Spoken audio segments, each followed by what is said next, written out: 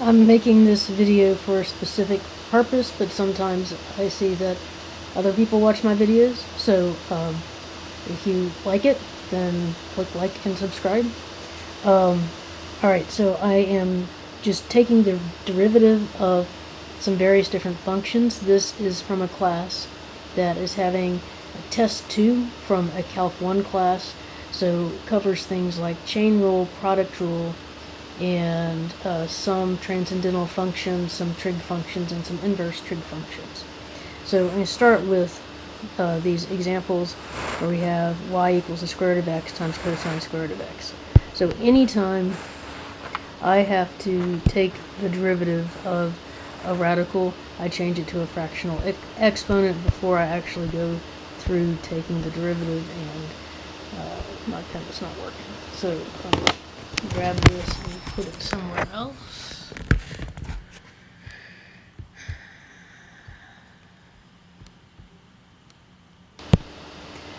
Okay, so the first thing I do is change it to fractional exponent, so it's y equals x to the 1/2 cosine x to the 1/2, and then I see I have a product. So x to the 1/2 times cosine x to the 1/2, so I need to use the product rule, and if I write g equals x to the 1/2, h equals cosine x to the 1/2, then g prime. Now to take these derivatives, I'm going to have to use the chain rule. Well, not for x to the 1/2. The derivative of x to the 1/2 is 1/2 x to the minus 1/2. But the derivative of cosine x to the 1/2, derivative, so we use the chain rule. Derivative of cosine is minus sine.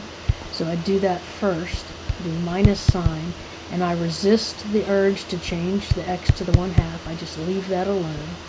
But then the chain rule says now multiply by the derivative of x to the 1/2, which is 1/2 x to the minus 1/2. Now I'll use the product rule, which tells me that y prime will equal g prime h plus g h prime,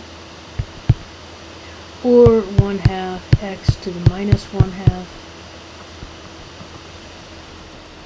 times cosine x to the 1/2 plus 1/2 x, there's not a 1/2 in there,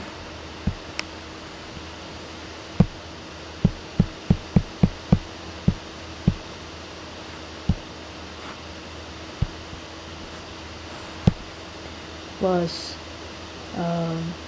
x to the 1/2 h prime minus sine, that's times, it's not subtract, minus sine x to the 1/2 times 1/2 x to the minus 1/2. Okay, so that's my derivative. Now I ought to clean it up a little bit.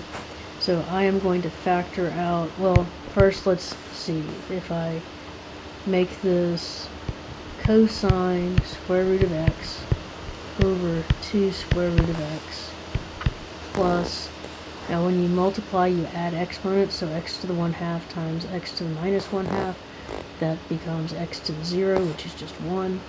So this is negative sine square root x over 2. So I think I'll just leave that as is. So that's the derivative of that one. Alright, moving along.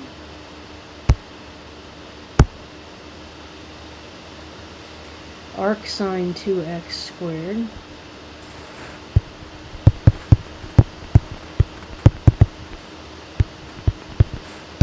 so I need to realize that the squaring function is my outside function, so by the chain rule I take the derivative of it first, so y prime. Now realize that if y was was x squared, the derivative would be 2x. Well, this is something squared, so the derivative will be 2 arc sine 2x to the 1, but then the chain rule says I now have to multiply by the derivative of the inside. The derivative of arc sine 2x, well, the derivative of arc sine of x, so I had just arc sine of x, the derivative of that is 1 over the square root of 1 minus x squared.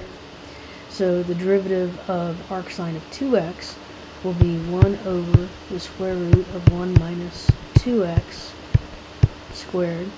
But I'm going to have to use the chain rule again because this wasn't the arc sine of x, it was the arc sine of 2x, so I'll multiply by 2.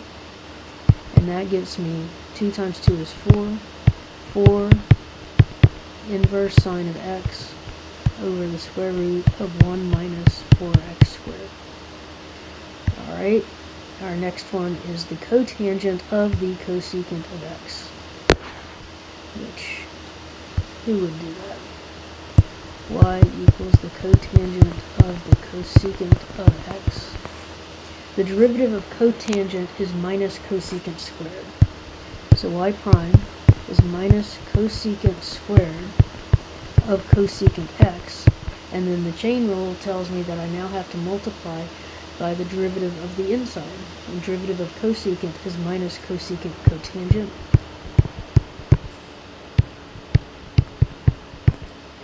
So minus times a minus is a plus, so this becomes cosecant squared of cosecant x. Now you might be wondering, well, why don't I multiply this cosecant times that cosecant? And I can't, because this first one is the cosecant of the cosecant of x, and the second one is the cosecant of x. And so I can't combine them because they're cosecants of different things. So cosecant x times cotangent x, and let me think. Cosecant is 1 over sine, and cotangent is cosine over sine, so I don't really see anything good to do there. So I'll just leave it cosecant x, cotangent x. Okay, and then our last one is 3 to the x log x.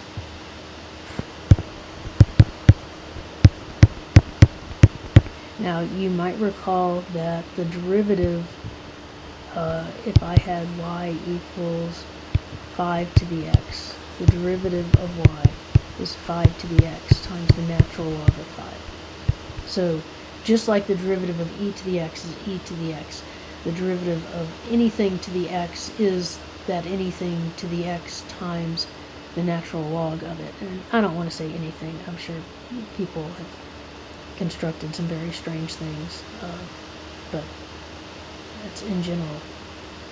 So